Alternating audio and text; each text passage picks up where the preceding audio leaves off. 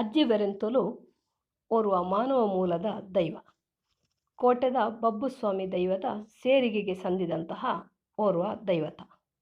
ಅಜ್ಜಿ ಬೆರೆಂತಲು ಕೋಟೆದ ಬಬ್ಬುಸ್ವಾಮಿ ದೈವದ ಅನನ್ಯ ಭಕ್ತೆ. ಅವಳು ಕೋಟೆದ ಬಬ್ಬುವಿನ ತಾಯಿ ಕಚ್ಚೂರ ಮಾಲ್ದಿಯ ಸಮಕಾಲೀನೆ. ಮುಂಡಾಲ ಜಾತಿಗೆ ಸೇರಿದ ಹೆಣ್ಣುಮಗಳು ಆಕೆ. ಮುಂಡಾಲರ ಅನಾಥ ಮಗು ಮಾಲತಿಯನ್ನು ಸಿರಿಕೊಂಡೆ ಉಳ್ಳಾಲ್ತಿ ಮತ್ತು ಕೊಡಂಗೆ ಬನ್ನಾರರು ಸಾಕಿದ್ದು ಅವಳು ಸತ್ಯದ ಬಸಿರನ್ನು ಪಡೆದು ಕೋಟೆದ ಬಬ್ಬುವಿಗೆ ಜನ್ಮ ಕೊಟ್ಟ ವಿಚಾರ ಅಜ್ಜಿ ಬೆರೆಂತೊಲುವಿಗೆ ತಿಳಿದಿತ್ತು. ಅಂದಿನಿಂದ ಅಜ್ಜಿ ಬೆರೆಂತೊಲುವಿಗೆ ಕೋಟೆದ ಬಬ್ಬುವನ್ನು ನೋಡಬೇಕೆಂಬ ಆಸೆ ಇತ್ತು. ಆದರೆ ಅರಮನೆಯಲ್ಲಿ ಬೆಳೆಯುತ್ತಿರುವ ಅವನನ್ನು ಸಾಮಾನ್ಯ ಹೆಣ್ಣು ಮಗಳಾದಂತಹ ಅಜ್ಜಿ ಬೆರೆಂತೊಲುಗೆ ಭೇಟಿ ಮಾಡಲು ಸಾಧ್ಯವಾಗಿರಲಿಲ್ಲ. ಆದರೆ ಅವಳು ಕೋಟೆದ ಬಬ್ಬುವನ್ನು ಭೇಟಿ ಮಾಡುವ ದಿನಕ್ಕಾಗಿ ಕಾಯುತ್ತಲೇ ಇದ್ದಳು. ಸ್ವಲ್ಪ ಸಮಯದ ನಂತರ ಮಂಗಳೂರು ಅರಸನ ಬುದ್ಧಿಂತನ ಬಾವಿಯ ನೀರಸೆಲೆ ಬಿಡಿಸಲೆಂದು ಹೋದ ಬಬ್ಬುಸ್ವಾಮಿ ಹಿಂದೆ ಬರಲಿಲ್ಲ ಎಂಬ ಸುದ್ದಿ ಅವಳಿಗೆ ಸಿಗುತ್ತದೆ. ಆಗ ಅವಳು ಗಾಬರಿಯಾಗಿ ಕೋಟೆಯ ಬಬ್ಬುವನ್ನು ಹುಡುಕಿಕೊಂಡು ಬಡಗುನಾಡಿನಿಂದ ಮಾಬುಕಳ ಹೊಳೆ ದಾಟಿ ದಕ್ಷಿಣ ಭಾಗಕ್ಕೆ ಬರುತ್ತಾಳೆ. ದಾರಿಯಲ್ಲಿ ಕೆಲಸ ಮಾಡುತ್ತಿದ್ದವರಲ್ಲಿ ದಾರಿ ಕೇಳಿಕೊಂಡು ಪುತ್ರಭಾವಕ್ಕೆ ಬರುತ್ತಾಳೆ. ಅಲ್ಲಿ ಹೊಲದಲ್ಲಿ ಕೆಲಸ ಮಾಡುತ್ತಿದ್ದ ತರುಣರ ಮೂಲಕ ಕೋಟೆದ ಬಬ್ಬು ದೈವವಾಗಿ ನೆಲೆ ನಿಂತ ಬಗ್ಗೆ ತಿಳಿಯುತ್ತಾಳೆ.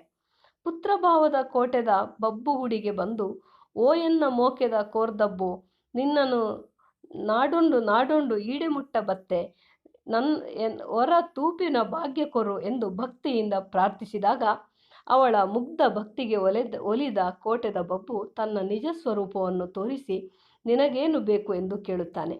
ಆಗ ನಿನ್ನನ್ನು ನೋಡಿದ ಮೇಲೆ ನನಗಿನ್ನೇನು ಬೇಕು, ನಿನ್ನ ಪಾದದಲ್ಲಿ ಸೇವೆ ಮಾಡುವ ಅವಕಾಶ ಕೊಡು ಎಂದು ಕೇಳುತ್ತಾಳೆ.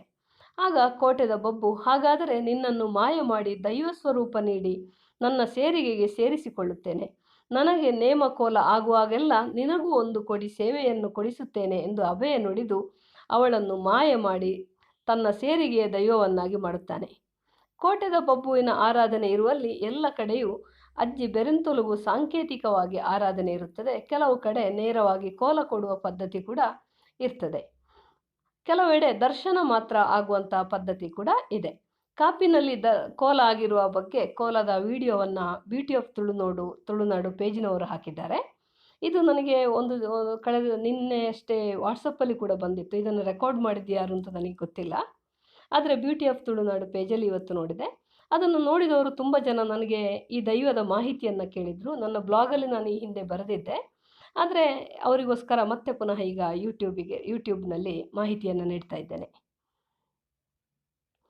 ದರ್ಶನ ಬರುವಾಗ ದರ್ಶನ ಪಾತ್ರಿ ಕೆಂಪು ಪಟ್ಟೆ ಸೀರೆ, ಸುಣ್ಣದ ಬಿಳಿ ಬೊಟ್ಟು, ಸೀರೆ ಉಟ್ಟು ಕೋಲು ಹಿಡಿದು ಕೆಮ್ಮುತ್ತಾ ಅಜ್ಜಿಯಂತೆ ಅಭಿನಯಿಸುತ್ತಾನೆ. ತೆಂಗಿನ ಕಡ್ಡಿಯ ಹಿಡಿಸುಡಿ ಹಿಡಿದು ಗುಡಿಸುವ ಅಭಿನಯವನ್ನು ಕೋಟೆದ ಬಬ್ಬುಸ್ವಾಮಿಯ ಸೇರಿಗೆ ದೈವವಾದಂತಹ ಅಜ್ಜಿ ಬೆರೆಂತುಳು ಮಾಡ್ತಾಳೆ. ವಾಸ್ತವದಲ್ಲಿ ಅಜ್ಜಿ ಬೆರೆಂತುಳು ಕೋಟೆದ ಬಬ್ಬುವಿನ ಅನನ್ಯ ಭಕ್ತೆಯಾಗಿದ್ದು, ಗುಡಿಯನ್ನು ನಿತ್ಯ ಗುಡಿಸಿ ಒರೆಸಿ ಶುದ್ಧಗೊಳಿಸುವ ಕಾಯಕವನ್ನು ಮಾಡುವ, ನೆಲಗುಳಿಸುವ, ಸ್ವಚ್ಛಗೊಳಿಸುವಂತಹ ಕೆಲಸವನ್ನು ಮಾಡುತ್ತಾ ಇದ್ದಂತಹ ಹೆಣ್ಣು ಮಗಳಿರಬಹುದು. ಕಾಲಾಂತರದಲ್ಲಿ ವಯಸ್ಸಾದಾಗ ಆಕೆ ಅಜ್ಜಿ ಆಗ್ತಾಳೆ. ಅವಳೇ ಮುಂದೆ ಅದೇ ದೈವದ ಸಾನ್ನಿಧ್ಯವನ್ನು ಸೇರಿ ಅಜ್ಜಿ ಬೆರೆಂತುಲು ಎಂಬ ಹೆಸರಿನ ದೈವವಾಗುತ್ತಾಳೆ. ಸಾಮಾನ್ಯವಾಗಿ ತುಳುನಾಡಿನಲ್ಲಿ ಪ್ರಧಾನ ದೈವದ ಅನುಗ್ರಹವನ್ನು ಪಡೆದವರು ಕೂಡ ದೈವಗಳಾಗಿ ಅದೇ ದೈವದ ಸೇರಿಗೆಗೆ ಸೇರಿ ದೈವಗಳದ್ದು ಕಂಡುಬರುತ್ತದೆ. ಅಕ್ಕಚ್ಚು, ಅಡ್ಕತ್ತಾಯ ಮೊದಲಾದವರು ಈ ರೀತಿ ದೈವತ್ವವನ್ನು ಪಡೆದವರು. ಈ ರೀತಿ ನನಗೆ ದೈವದ ಕೋಲವನ್ನು ನೀವೀಗ ಸಂಸ್ಕೃತಿಯ ವಿಚಾರಗಳನ್ನು ಹಂಚಿಕೊಳ್ಳಿಕ್ಕೆ ನಾನು ಮುಂದೆ ಕೂಡ ನಿಮ್ಮ ಮುಂದೆ ಬರ್ತೇನೆ. ನಿಮಗೆ ಈ ಮಾಹಿತಿ ಇಷ್ಟವಾದರೆ ಈ ವಿಡಿಯೋವನ್ನು ಸಬ್ಸ್ಕ್ರೈಬ್ ಮಾಡಿ ಬೆಂಬಲಿಸಿ. ನಮಗೆ ಯೂಟ್ಯೂಬ್ ಚಾನಲನ್ನು ಸಬ್ಸ್ಕ್ರೈಬ್ ಮಾಡಿ ಅದನ್ನು ಹೆಚ್ಚು ಬೆಳಕಿಗೆ ಬರುವ ಹಾಗೆ ಮಾಡಿಕೊಡಿ ಅಂತ ನಾನು ಕೇಳ್ತೇನೆ.